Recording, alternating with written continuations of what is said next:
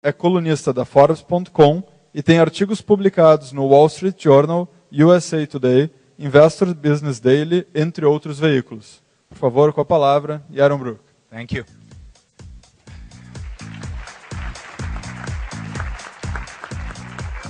Thank you for the warm welcome. How's everybody doing? It's late in the day, I know, so thank you for sticking around. I was happy to hear the governor this evening tell us that they have discovered the methods of corporations, meritocracy, planning, and strategy. It's about time. It's only taken about 2 centuries for them to figure this out. But let me just say that I can tell the governor, unfortunately he's not here, that it will not work. It cannot work. No matter the best intentions that he and his political allies have, the methods of business do not work for government. Because the two are very fundamentally different. What is it that allows business to work? How does business determine what merit is? It determines it through profit. And how does a business make profit? It makes profit by creating a good and trading it with you. And if you don't like the good, you don't buy it. If you don't like the price of the good, you don't buy it. So the only way a business can make money is by providing you a good you want at the price you're willing to pay for it. Because that good will make your life better. I like using my iPhone in presentations. Right? I bought this for $300 from Apple. Who lost? Nobody. This is worth more than $300 to me in productivity, in cool factor. And it's worth less than $300 to Apple because they make a profit. And all the senior executives at Apple are compensated based on my and your willingness to buy this for $300. And if they make a bad iPhone, they won't get the compensation. So business relies on voluntary exchange. Business relies on our acceptance of their product for the right price, for the right quality. Not to mention all the competition, right? They have to continuously innovate. They have to make this better all the time. Because otherwise, I'm going to buy a Samsung. I'm not going to buy an Apple. That's what markets do. Nobody has to plan markets. Nobody does plan markets. You can't plan markets. I mean, imagine a bureaucrat, with all due respect to the bureaucrats, creating one of these, sitting down 20 years ago and planning an iPhone. It would look like the whole screen here. No way. It doesn't happen. It cannot happen. And the incentives are not there. He cannot know my preferences, what I like, what I won't like. He cannot know all of your preferences. This is the beauty of the market. Read Bastiat. What is government about? So business is about profit. Profit that relates win-win transactions because they're voluntary transactions. Because we can walk away from the transactions. But what is government?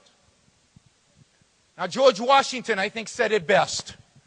He said, government is force. Government is coercion. I don't think the government's doing a good job, so I'm not going to pay my taxes this year, right? What happens if you don't pay your taxes this year? You go to jail. Let's not make pretty this up. This is what it is. It's force. It's coercion. So how do we compensate people in government?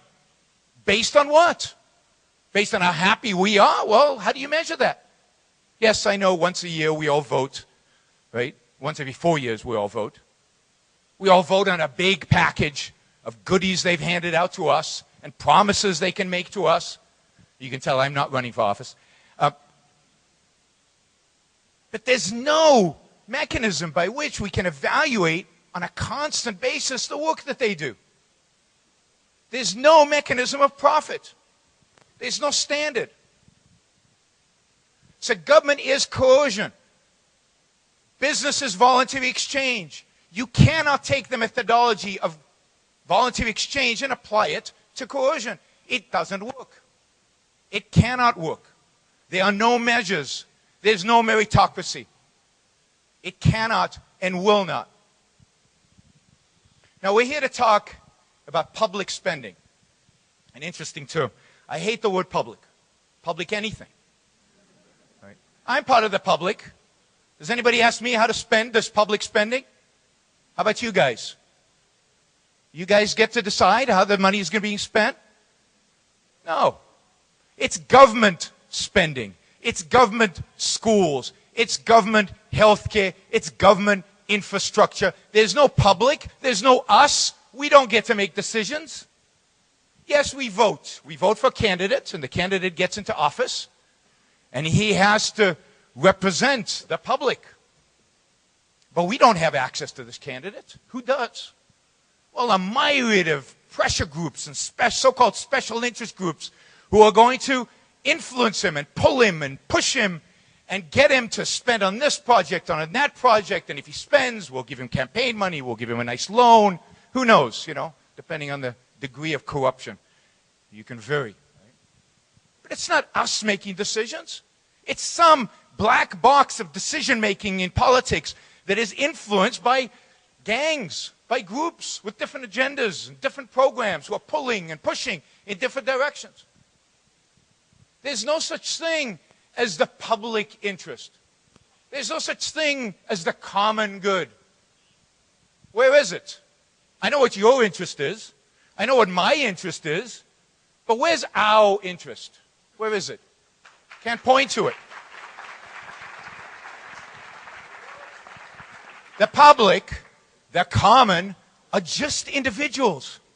Individuals with all kinds of tastes, with all kinds of interests, with all kinds of incentives, with all kinds of preferences. It's a myth, a very sophisticated myth, a very clever myth to sell us on a public good, on some good that benefits all of us somehow, mysteriously, mystically, without ever telling us how. It doesn't exist, but it's great propaganda. And what does this public good mean at the end of the day? It means that you as an individual need to do what? Well, we need to take your money to achieve this big public good. We don't care about your preferences. We don't care about your interests. We care about this undefinable thing. And it's fine. It's fine. And, we're going to sacrifice the minority for the majority because we live in democracy, right? The majority decided. So the majority has decided to take your money and give it to somebody over there, right? Did they ask you? Is it in your interest? No. But it's in the public interest. Now, why do we buy into this? Why do we buy into this idea? And remember, I think Margaret Thatcher said,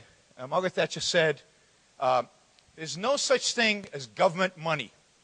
There's only taxpayer money, right? There's no such thing as a pool of money that the public has. There's just your money.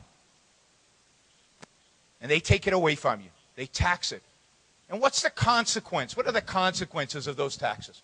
What are the consequences of taking your money away from you on the scale that government today does it? It means you have less. It means you have less to buy the things that you want for you. It means that you, if you're a young entrepreneur who wants to start a shoe company, as you're working and trying to save money to build that company up, 40, 50, 60% of that money is gone. It's going to take you longer, if ever, to start this company. You as an entrepreneur being sacrificed for what? The public good, the common interest. So don't worry. Right? If you're a young couple trying to save for a home, well, it's going to take you a lot longer to save for a home. It's going to take you a lot longer to save for a car. And when you buy the car, it's probably going to be a lot older car than what you would have bought if they hadn't taken 40, 50, 60% of your money every single year. If you're a businessman and they're taking all this money from you, it means that you're not investing in another plant. You're not investing in new products. You're not expanding your business. You're not creating jobs. You've got less profit. You're buying fewer things. You're investing in fewer companies. What is the consequence of that? Well, there are fewer jobs in the economy. Economic growth is stagnant because they took your money away. Why? Because, it's for the public good. It's for the common good. You're supposed to sacrifice for that. Who are you to say no? Why is your expenditures, why are your preferences important? You don't count. So on a macroeconomic level, you get fewer jobs, you get slower growth, you hurt the people you're pretending to be helping. Because who needs the jobs more than anybody else? The young and the poor. Where do we have, in the entire West, where do we have the most unemployment today? Among the young and the poor. Because businesses, instead of creating jobs, are being taxed to death. Their money is being taken away from them so that they cannot create those jobs. They cannot create the wealth that makes the economy move, that creates progress. So taxes are destructive. They're destructive to individual lives. They're destructive to individual liberties. They reduce the scope of our choices, and they're destructive economically. They destroy jobs. They destroy growth. They destroy progress. They destroy entrepreneurship. They destroy the future. Now, governments have become very sophisticated because now they don't just tax us, right? They borrow money. Now, this is cool because this way they can tax future generations. So they can coerce our children, our grandchildren, and our grandchildren who are not even born yet will have to pay the bill for the debt that the Americans and the Europeans, at least, I don't know what the debt situation is in Brazil. So now they're coercing future generations. They have another trick up their sleeve, right? To pay for all this government spending. They can't print money. Well, printing money causes prices to rise, which is what? Another form of tax. Standard of living go down. Prices go up. So one way or the other, government spending is the cause of economic stagnation. One way or the other, government spending is the cause of slow growth, high unemployment, and a real threat, a real attack on individual liberty and individual choices.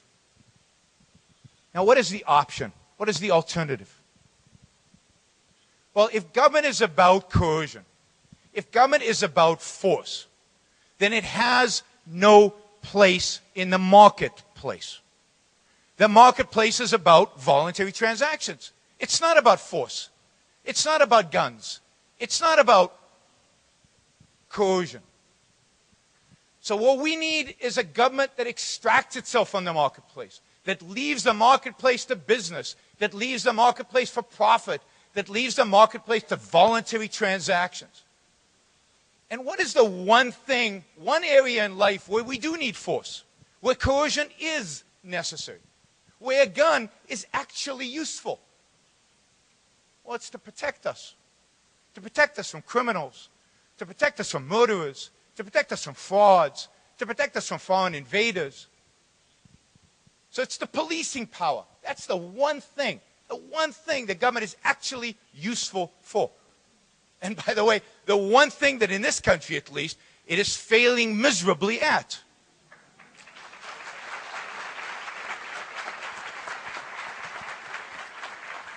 The governor mentioned all the different things that government does and how complicated it is. Well, I've got the solution. Stop doing them. Focus on this one thing. One. Now, what we really need in Brazil, in Western Europe, in America, What we really need is to discover a concept that was discovered in the 18th century, in the Enlightenment, with the founding of the United States of America. The founders of America created a unique country for its time. A country based on a completely new principle that had never existed before in political life. Because before the establishment of America, and this is the real revolution, by the way, of America. The revolution wasn't about taxes. Taxes were a minor issue. The fundamental revolution is an intellectual revolution. It is the answer to this question: who does your life belong to? Who does your life belong to? Before 1776, your life, my life, our lives belonged to the tribe, the state, some collective, some group, the king, the queen. But the American founders said, no, your life belongs to you. My life belongs to me. It doesn't belong to the group. It doesn't belong to the collective. And in that sense, there is no public good. Because the public good requires me to sacrifice to the group, requires me to think of my life as being a servant to the group. My life is mine. I should get to decide what to do with it and how to do it. And starting with Locke, through the Founding Fathers, they conceptualized this idea of our lives belonging to each other. They conceptualized it into the idea of individual rights. And individual rights is the notion that each person's life is their own, to do with as they please. That the role of government is there to protect them from coercion, from force. And that's it. When they talk about the right to life, they talk about the right for you to live your life as you see fit, to do as you see fit, as long as you're not hurting somebody else. Physical force. As long as you're not coercing somebody, as long as you're not defrauding somebody, the state has no role, has no involvement in your life. You have a right to pursue your rational values, the things that will make your life the best life that it can be for you. And they understood that I am not in a position to tell you what those values are. And I certainly shouldn't be in a position to coerce you into doing what I think is good for you. Because it's your life. It's not my life. It's not our life.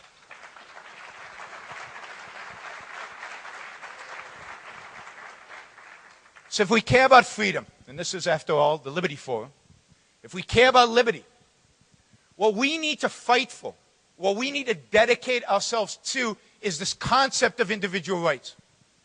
We need to rediscover this idea that each one of us has an inalienable, you know what inalienable means? It means nobody can take it away from you. Not even a democratic vote. Not even a democratic vote. You have a right to free speech. You can't vote that away. You have a right to property. Nobody should be able to vote that away. It's inalienable. It's yours by your very nature as a human being. It is a requirement for your survival. So we need to rediscover this idea of an inalienable right, an inalienable right to your own life. To live it as you see fit, to pursue the rational values that are necessary for you to achieve your happiness, because it's about happiness in the end. Your happiness, my happiness. There ain't no group happiness. It's about the right to liberty. Liberty is about free speech. Liberty is about freedom of ideas. Liberty is about having ideas and executing on them and being left alone to do so, and not being imposed on. And then I think the most revolutionary statement maybe in political history. Each one of us has an inalienable right to pursue our own happiness. Not to get happiness, not to have a job, not to get stuff, but to pursue, to try, to act, to work for, to try to achieve our own happiness. Not the groups, not the publics, not the common good. And let me give you one quick principle around rights. Because people talk about a right to health care, a right to education, a right to all kinds of things. This is the quick way to remember what is a right and what isn't a right. You cannot have a right to somebody else's stuff. You cannot have a right to somebody else's money. You cannot have a right to somebody else's time. You cannot have a right to somebody else's goods. You cannot have a right to somebody else's talent. Because if you did have a right to their talent, their money, their time, then they would be your slave. And what about their rights?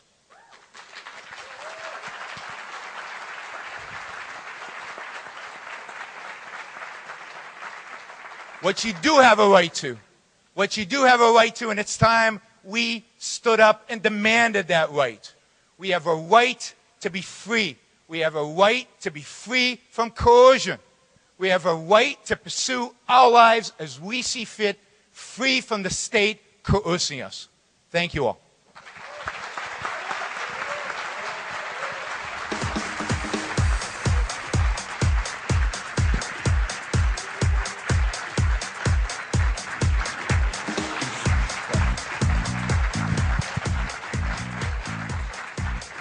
Professor Brook, certamente para a gente poder debater, entender e tentar melhorar as instituições, é fundamental compreender muito bem os conceitos. O senhor trouxe de uma maneira muito clara qual é o conceito do indivíduo, a diferença entre o público e o governamental, e isso é muito importante para o nosso debate. Obrigado.